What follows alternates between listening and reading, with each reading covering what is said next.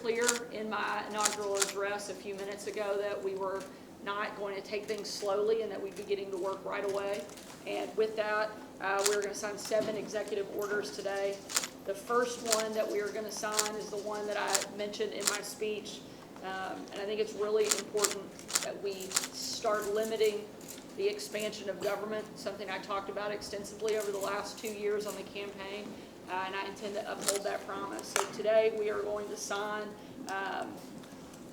this executive order that will stop government hiring and a promotion freeze and make sure that we are actually looking for ways to reduce the size and scope of government in the lives of Arkansans and prioritize making things more efficient and returning that savings to the taxpayer. So with that, we're going to get started. And I'm going to sign my name a little bit different today because there's 14 cabinet members and only 7 executive orders. That way everybody gets a pen. And I do have prettier pens coming too. The second executive order will prohibit departments and agencies from imposing new government rules and regulations without my approval. We are going to continue to look for ways that we can limit the scope of government and empower Arkansans. By making sure we are not just putting more and more regulations on our citizens, I think that we are doing a much better job of empowering each individual, and that's exactly what this will help us do. The third executive order, we've had a lot of executive orders that have been signed by governors over the course of many administrations. The problem is there's not a great resource of what exactly all those executive orders are. We don't know which ones are still in the books, which ones are obsolete, and so with that, I'm going to ask that our new Inspector General, Allison Bragg, there she is, I was looking on the wrong side, to complete an exhaustive review and analysis of existing executive orders in a timely and appropriate fashion so that we can actually manage the executive orders that are already on the books, remove those we don't need, and continue those that we do. So I know Allison's going to do a phenomenal job getting to work on that. We'll make sure you get the right pen to start with, Allison. There are a lot of shocking statistics when it comes to government. I find more and more of them every day. One of them happens to be the Department of Labor. The state of Arkansas spent more than $53 million on improper unemployment benefits due to ineligible applicants over the course of 3 years.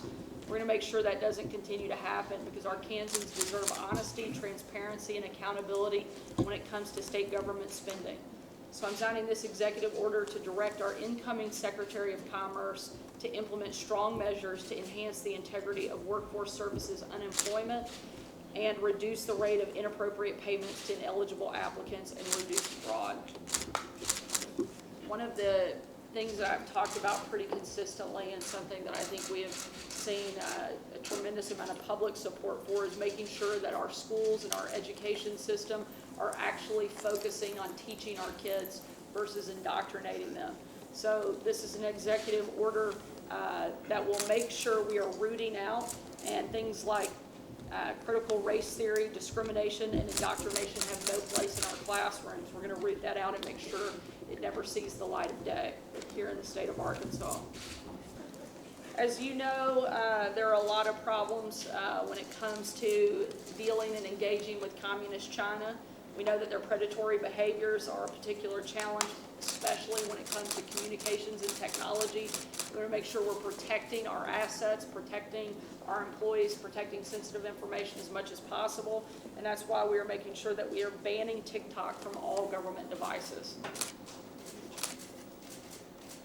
And last, but certainly not least, thank you. One of the things as governor that I will not permit is the government using culturally insensitive words. According to research, only 3% of American Latinos and Hispanics use the word Latinx to describe themselves. Yet during the transition, we found numerous instances of departments embracing the use of this term. And the institution which governs the Spanish language has officially rejected the use of X as an alternative to O and an A in Spanish. And today we are rejecting its use in state government in all documents.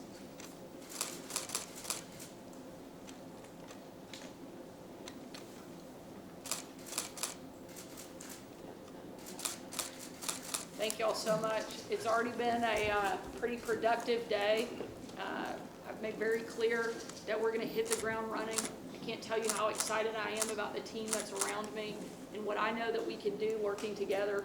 We're going to have a great time tonight. Today we celebrate, and tomorrow we get to work in a very, very aggressive way. Thank you all so much for being here. We appreciate it. You're not taking questions? Not today, but we will, I promise you. Thank